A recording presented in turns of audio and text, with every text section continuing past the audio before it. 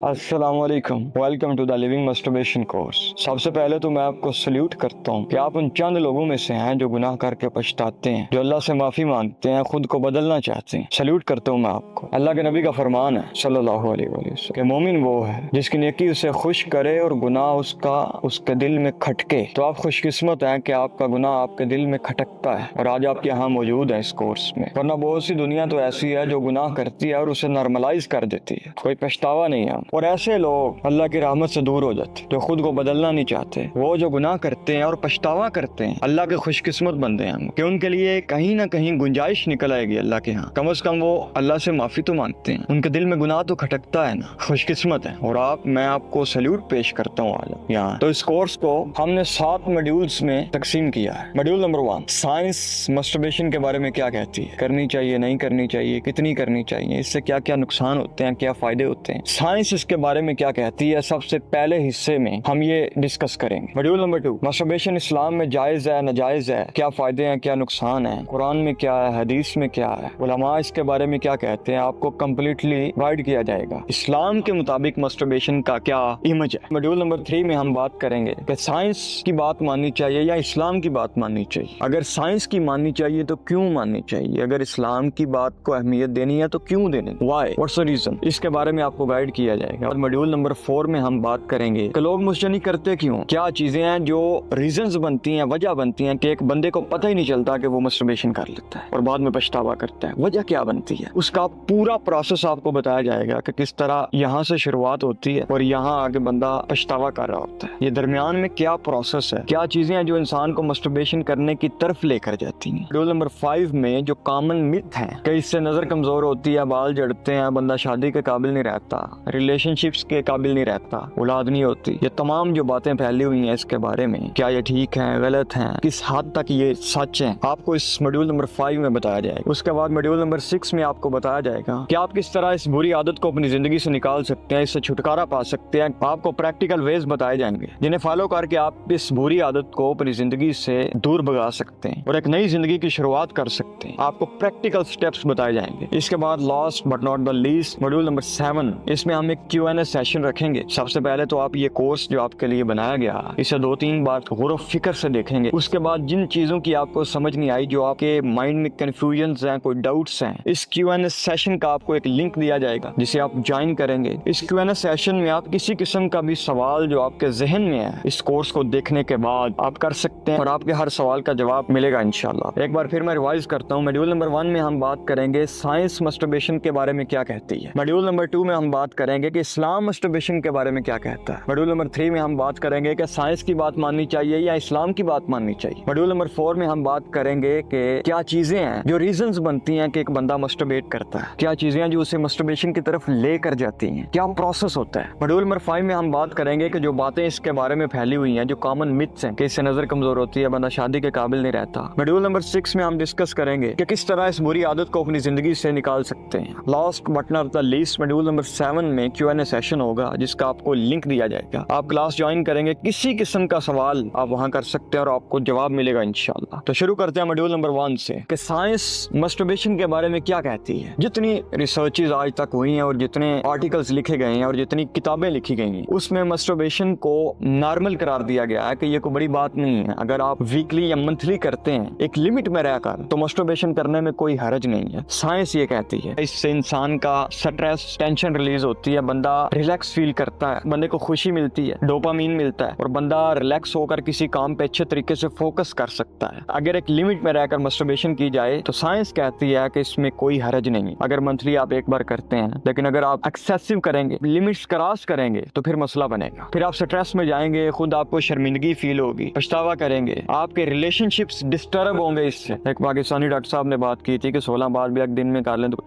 बिल्कुल गलत बात है। ये बिल्कुल गलत बात है। ये कहीं नहीं लिखा, ना साइंस कहती है ना इस्लाम कहता है। साइंस ने भी अलाउ किया लेकिन एक लिमिट में रहकर। अब लिमिट क्रॉस करेंगे तो फिर उसका भी नुकसान है। यानी मंथली एक बार अलाउ किया साइंस ने, तो नतीजा क्या निकला कि साइंस अलाउ करती है लेकिन एक लिमिट में रहकर। अब इसके बाद हम बात करेंगे मॉड्यूल नंबर 2 कि इस्लाम मस्टरबेशन के बारे में क्या कहता है, कुरान में क्या है, हदीस में क्या है, उलमा क्या कहते हैं। सबसे पहले बात करेंगे कुरान में। अल्लाह ताला ने कुरान में फरमाया कि मोमिन लोग कामयाब हैं और उनकी कुछ सिफात भी साथ बताई गई हैं। मोमिनीन की सिफात में से यह सिफ्त बताई गई है कि मोमिन वो है जो अपनी शर्मगाह की हिफाजत करता है सवाए अपनी बेगम के और लोंडी के। लोंडी का कल्चर चूंकि खत्म हो चुका है तो सिर्फ रह गई बेगम, यानी बेगम के अलावा अपने प्राइवेट पार्ट्स को आप यूज नहीं कर सकते। इनडायरेक्टली आपको मैसेज दिया गया कुरान में कि अपनी बेगम के अलावा आप अपने प्राइवेट पार्ट्स को यूज नहीं कर सकते। अब आते हैं हदीस की तरफ। अल्लाह के नबी सल्लल्लाहु अलैहि वसल्लम के पास कुछ नौजवान आए, उन्होंने अपना मसला पेश किया कि अब हमारी बस हो चुकी है, हम बहुत क्रेविंग कर रहे हैं, हमारा गुजारा नहीं है, हमारी ख्वाहिशात इस तरह उबल उबल कर बाहर आ रही हैं जिस तरह आप कहती हैं। तो अल्लाह के नबी ने उन्हें फरमाया सल्लल्लाहु अलैहि वसल्लम कि अगर तुम में से कोई इस्तिताअत रखता है तो शादी करो, निकाह करो, अगर इस्तिताअत नहीं रखते तो रोजा रखो। अब सवाल पैदा, रोजे का क्यों हुक्म दिया गया? रोजे से क्या होता है? साइंस ने रिसर्च की है कि रोजा रखने से इंसान का अपने ऊपर सेल्फ कंट्रोल बढ़ता है, सेल्फ एस्टीम बूस्ट होती है, कुव्वत मुदाफत बढ़ती है रोजा रखने से। मिसाल देता हूँ आपको कि आपके सामने खाना है, सामने पीना है, लेकिन आप अपनी ख्वाहिशात को कंट्रोल कर रहे हो तो आपकी प्रैक्टिस इतनी हो जाएगी कि जब कोई लड़की सामने आएगी या जब आप ऐसा कंटेंट देखेंगे आपकी बॉडी तो कहेगी आगे बढ़ा जाए, लेकिन आपके अंदर जो सेल्फ कंट्रोल है, जो कुव्वत मुदाफत है, वो आपको रोकेगी इससे और आप कंट्रोल कर लेंगे। तो रोजा रखने से इंसान की ख्वाहिशात कंट्रोल में आती। तो इसीलिए दुनिया के सबसे बड़े साइकोलॉजिस्ट ने इंसान की पूरी बॉडी को समझते हुए और उसकी नीड्स को समझते हुए ये हुक्म नहीं दिया कि मस्टरबेट करो, कोई शॉर्टकट ना लो, रोजे का हुक्म दिया। आपके पास कोई जवाब नहीं है इसका। अल्लाह के नबी ने और अल्लाह ताला ने कुरान में कोई चीज ऐसी मिस नहीं की जो इंसान के लिए बेहतर हो, कोई चीज जो इंसान के जिस्म के लिए, इंसान की मेंटल हेल्थ के लिए और फिजिकल हेल्थ के लिए जो जरूरी हो, जो लाजिम हो, कुरान में अल्लाह ताला ने और अल्लाह के नबी ने अपनी जिंदगी में उसे डिस्कवर ना किया हो, ये हो ही नहीं सकता। It's impossible. और अगर उन्होंने, अल्लाह ताला ने कुरान में मस्टरबेशन को सजेस्ट नहीं किया और अल्लाह के नबी ने अपनी जिंदगी में इसे सजेस्ट नहीं किया, इट मींस दैट ये हमारे लिए बेहतर नहीं है, ये साबित होता है। तो अब बात करेंगे कि उलमा क्या कहते हैं इसके बारे में। जितने भी ऑथेंटिक उलमा हैं जिन पे मैंने रिसर्च की है, उन्होंने इसको हराम करा दिया है, टोटल हराम, नो चांस, क्योंकि दीन पूरा खड़ा ही सेल्फ कंट्रोल पे है। तो एक बंदा जो मस्टरबेशन कर रहा है, it means that he is lack of self control, उसका कंट्रोल नहीं है अपने आप पे। जिस बंदे का अपने आप पे कंट्रोल नहीं है वो मोमिन कैसे हो सकता है? अल्लाह के नबी का फरमान है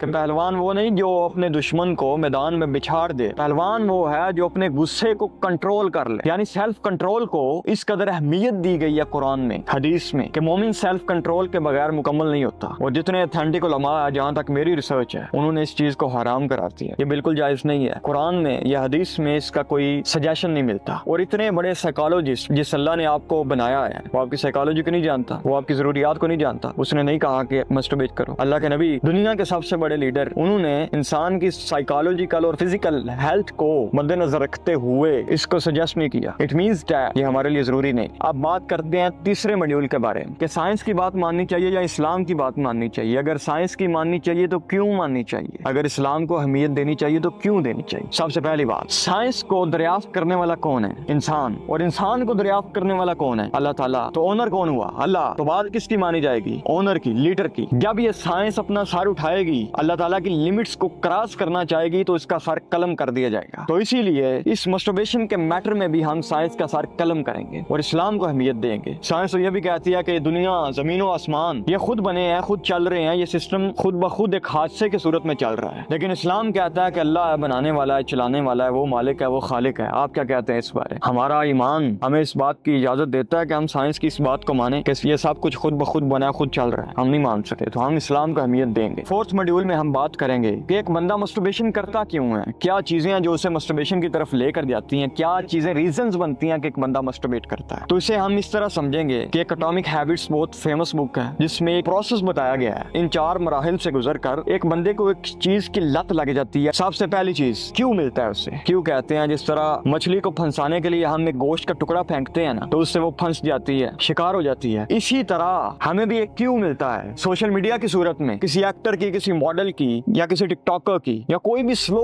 पॉइजनिंग वीडियो जो आपका ट्रिगर बनता है और आपको क्यों मिलता है। उसके बाद दूसरा प्रोसेस आता है क्रेविंग का। जब आपको क्यों मिला कि आपने एक लड़की को देखा, क्रेविंग क्या है, उसके बारे में मजीद सोचेंगे या गलत कंटेंट जाके वेबसाइट पे देखेंगे, क्यों मिला, क्रेविंग की। और उसके बाद तीसरा प्रोसेस आता है कि फिर बंदा रिस्पॉन्स करता है। रिस्पॉन्स मींस कि आप मस्टरबेशन करेंगे या जिना करेंगे। सबसे पहले आपको मिला क्यों से फिर की आपने क्रेविंग, क्रेविंग से फिर आपने रिस्पॉन्स दिया यानी मस्टरबेट किया। चौथी चीज एक मिलेगी वो है रिवार्ड। रिवार्ड मींस डोपामीन, खुशी मिलती है, जो रिलैक्स फील करते हैं आप मस्टरबेट करके। तो शुरुआत कहाँ से हुई? एक लड़की को आपने देखा, उसके बारे में मजीद सोचा या कंटेंट देखा जाके वेबसाइट से, उसके बाद रिस्पॉन्स दिया मस्टरबेट करके, और उसके बाद आपको एक रिवार्ड मिला डोपामीन की शक्ल में। यानी इन 4 चीजों से गुजर कर एक बंदा किसी चीज का एडिक्ट हो जाता है, उसे लत लग जाती है। तो आप जरा नजर दौड़ाएं आपके पास्ट में से या अभी जो प्रेजेंट सिचुएशन है, जब आप मस्टरबेशन करते हैं तो आप इस प्रोसेस से गुजरते हैं या नहीं। यानी आप किसी लड़की को देखते हैं, उसके बाद उसके बारे में ज्यादा सोचते हैं, उसके बाद आप मस्टरबेट करते हैं, उसके बाद आपको रिवार्ड मिलता है यानी डोपामीन मिलता है, उसके बाद एक पछतावा भी मिलता है जिसे हम बाद में ऐड करें। इस प्रोसेस से गुजर कर एक बंदा मस्टरबेशन करता है। इससे गुजरने के बगैर वो मस्टरबेट नहीं कर सकता। मैं लिख कर दे सकता हूँ आपको ये बात। यानी सोशल मीडिया के थ्रू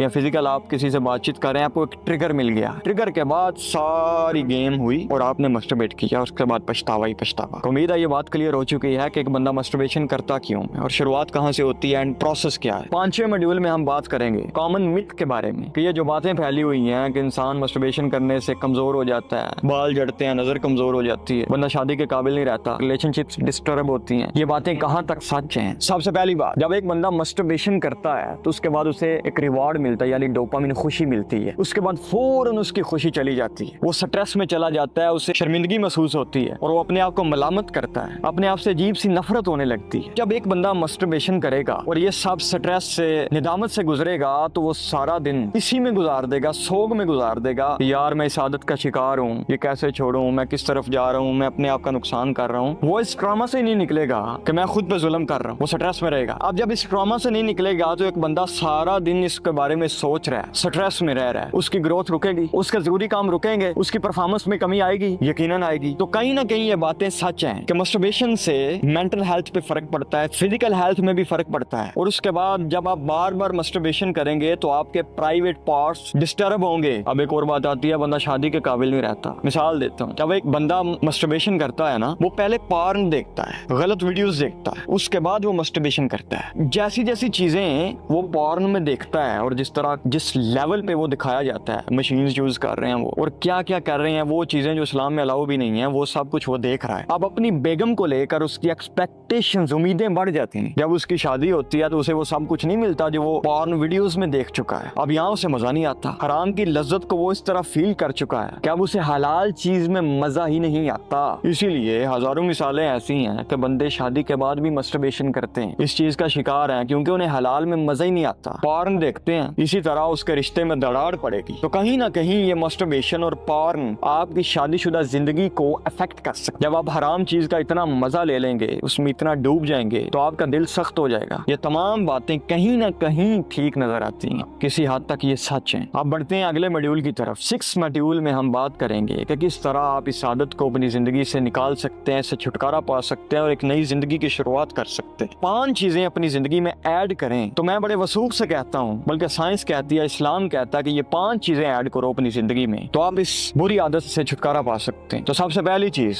वो चीजें जो आपको जिना की तरफ लेकर जाती हैं, वो गोश्त का टुकड़ा जिससे मछली फंसती है जाल में, उससे बचना है। हर वो चीज जो आपको जिना की तरफ लेकर जाती है, अल्लाह फरमाता है ना कुरान में, वला तक़रबुज़ ज़िना, जिना के करीब ना जाओ। करीब जाने का मतलब है कि हर वो चीज जो आपको जिना की तरफ लेकर जाती है उसके करीब ना जाओ। यानी ये रील्स, ये एक्टर्स की सूरत में, या किसी लड़की को देखा आपने बदनजरी की, तो ये चीजें आपको जिना की तरफ लेकर जाती हैं, जिना के करीब लेकर जाती हैं। तो इन चीजों से आपने बचना है। अपना स्क्रीन टाइम कम करें, ऐसी चीजें ना देखें, ऐसे प्लेटफॉर्म पे कम वक्त सर्व करें जिसपे आपको पता है कि कोई ना कोई ऐसी चीज मुझे दिखा दी जाएगी जिससे मैं डिस्ट्रैक्ट हो जाऊंगा। ऐसे प्लेटफॉर्म को यूज ना करें। नंबर 2, दूसरा काम आपने करना है, मसरूफ रहना है, बिजी रहना है। साइंस कहती है कि जितने लोग जिन्हें करने को कोई काम नहीं है, उनके अंदर मस्टरबेशन ज्यादा पाई जाती है, पॉर्न एडिक्शन ज्यादा पाई जाती है एज कम्पेयर टू जो बिजी हैं, जो मसरूफ हैं, जिनके पास करने को कोई काम है, उनमें मस्टरबेशन बहुत कम है। क्या आपको टाइम ही ना मिले पॉर्न देखने का, आपको टाइम ही ना मिले उस गोश्त के टुकड़े को निगलने का, तो मसरूफ रखें अपने आप को। कोई काम भी नहीं है ना, तो ये काम ना करो, स्क्रॉलिंग ना करो। जिसके पास करने को कोई काम नहीं है, इस्लाम उसके बारे में कहता है कि खाली दिमाग शैतान का घर होता है। The moment you have nothing to do,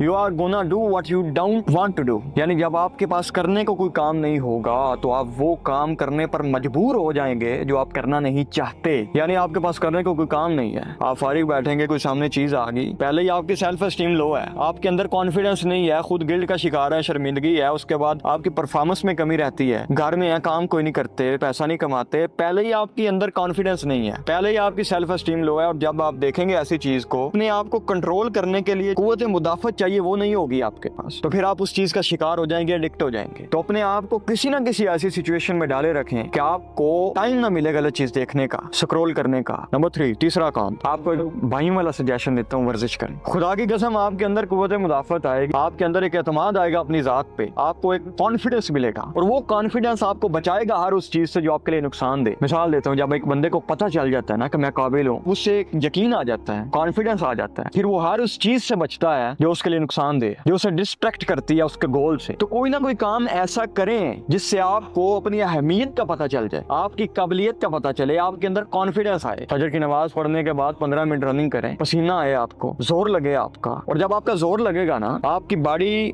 को पेन होगा, बॉडी क्या डिजायर कर रही है यार बस करो, लेकिन आप उसके बावजूद अपनी ख्वाहिशात को कंट्रोल करके एक्सरसाइज करते रहेंगे। और यही कुव्वत मुदाफत, जब एक लड़की को आप देखेंगे ना, अब आपका अंदर डिजायर कर रहा है कि मैं इसे देखूं, मजे लूं, आगे बढ़ूं, आपकी ये कुव्वत मुदाफत आपको रोक लेगी, सेल्फ कंट्रोल आपका रोक लेगा अपनी बॉडी को, और आप उस चीज से बच जाएंगे। तो एक्सरसाइज करने से जो कुव्वत मुदाफत पैदा होती है बंदे में, वही कुव्वत मुदाफत जिंदगी के दूसरे कामों में उसके काम आती है। नंबर 4, चौथा काम, इन्नस्सलात तन्हा अनिल फहशाई वल मुनकर, बेशक नमाज ऐसी चीज है जो फहाशी और बेहयाई से रोकती है, जो बंदे को कंट्रोल में रखती है। वो कैसे? नमाज पढ़ना इटसेल्फ एक रिस्पॉन्सिबिलिटी है, एक जिम्मेदारी है। आप 5 वक्त जाते हैं टाइम निकाल कर, पहली बात है आप बिजी रहेंगे, मसरूफ रहेंगे, और जब बंदा मसरूफ रहता है वो इन चीजों से बचता है। दूसरी चीज, अल्लाह के साथ आप एक कनेक्शन महसूस करेंगे, और जब आप अल्लाह के साथ कनेक्शन महसूस करेंगे तो आपके अंदर अल्लाह का डर बढ़ेगा कि मैं ये नमाज भी पढ़ रहा हूँ, ये गुनाह नहीं यार, मैं ऐसे नहीं। आपका ज़मीर आपको मलामत करेगा कि भाई बाज आ जा, बार बार मलामत करेगा। और जब आप 5 वक्त वुजू करेंगे, एक नमाज पढ़ेंगे, दूसरी पढ़ेंगे, तो आप खुद को कंट्रोल करने की कोशिश करेंगे कि मैंने अगली नमाज पढ़नी, मैंने फिर अल्लाह के सामने जाना, मैं ऐसा काम नहीं कर सकता। तो नमाज फहाशी और बेहयाई से रोकती है। नो कम्प्रोमाइज यार, दुनिया इधर इधर हो जाए, मैं नमाज नहीं छोड़नी। अहद करें अपने साथ। खुदा की कसम, मैंने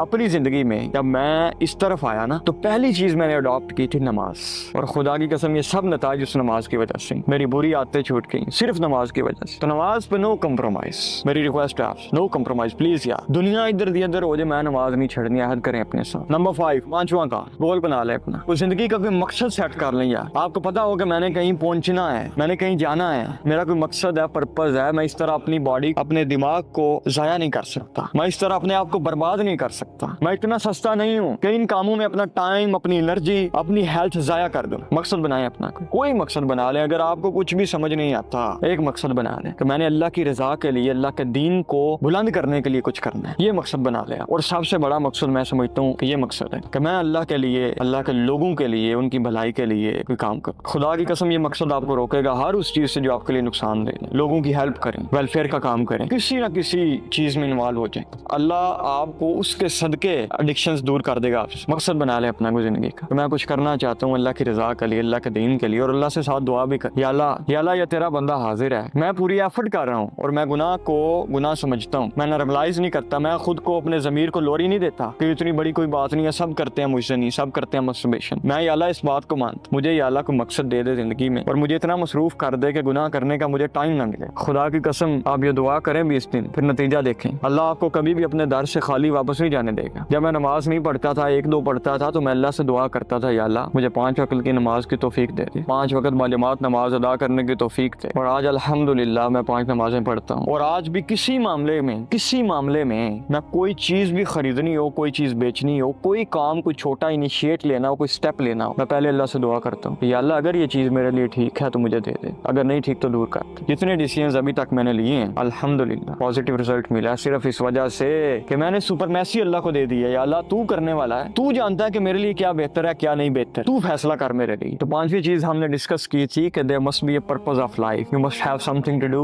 कोई मकसद होना चाहिए आपकी जिंदगी का जो आपको रोके फजूल बैठने से, फजूल बातें करने से, चुगली गिबत करने से, स्क्रोलिंग करने से, जो आपको रोके, जो कहे नहीं भाई आपने कहीं पहुंचना है, कहीं जाना है आपने, आपका मकसद आपको मजबूर करेगा कि आप इन चीजों से बचेंगे, इन एडिक्शन से बचेंगे, मस्टरबेशन से, पॉर्न एडिक्शन से बचेंगे। जब आपको पता चल जाएगा कि मैं कुछ करने वाला, मैं कोई रोल प्ले करूंगा इस दुनिया में, जब आपके अंदर ये फीलिंग आएगी ना कि I am something, I am gonna do something, और ये चीजें मुझे डिस्ट्रैक्ट कर रही हैं इससे, ये पॉर्न एडिक्शन, ये स्क्रोलिंग, ये मस्टरबेशन मुझे डिस्ट्रैक्ट कर रही है मेरे गोल से, मेरे मकसद से, खुदा की कसम आप इसे छोड़ देंगे। 7th and the lost module, इस पूरी डिस्कशन में किसी चीज की आपको समझ ना आई हो, आपके जहन में कोई डाउट हो, कोई कंफ्यूजन हो, whatever you have in your mind you can share with me. आप टेक्स्ट कर सकते हैं, आप वॉइस मैसेज कर सकते हैं। आपके हर सवाल का, हर कंफ्यूजन का, हर डाउट का बर वक्त जवाब मिलेगा आपको। जितने लोगों के पास इस कोर्स की एक्सेस है उनका डाटा हमारे पास मौजूद है और आप किसी भी वक्त किसी भी मसले पर हमसे बात कर सकते हैं। हम आपकी पूरी हेल्प करेंगे और इस्लाह करने की कोशिश करेंगे। आप हमारे कांटेक्ट में रहेंगे regular for the life time. Thank you very much. Allah ने आपको चुन लिया कि आप आज इस कोर्स में मौजूद थे, क्योंकि मोमिन वो है जिसकी नेकी उसे खुश करे और गुनाह उसके दिल में खटके। यू आर लकी कि आपके दिल में गुनाह खटक रहा है और आप यहाँ मौजूद है। अल्लाह आपका गवाह है और अल्लाह आपको इंशाल्लाह तौफीक भी देगा। जो आपने ये कीमती टाइम हमें दिया है ना, तो कहते हैं कि जब दीन की बात हो रही होती है ना, तो फरिश्ते ऊपर आकर पर्दा कर लेते हैं, ऊपर आकर छाऊं करते हैं और अल्लाह कहता है देखो मेरे बंदों को कि ये मुझे डिस्कस कर रहे हैं। अल्लाह से आप माफी मांगे, जो हो चुका है माफी मांगे एक बार, और आज से एक नई जिंदगी की शुरुआत करें। ये 5 चीजें जो हमने आपको बताई कि हर उस चीज से बचना जो आपको जिना के करीब लेकर जाती है। दूसरी चीज, नमाज पढ़नी 5 वक्त, नो कॉम्प्रोमाइज। नंबर 3, एक्सरसाइज करनी, और हर मुश्किल के बाद आसानी, अल्लाह कुरान में कहता है। इस मुश्किल के बाद आपके अंदर कुव्वत मुदाफत पैदा होगी रोजा रखने से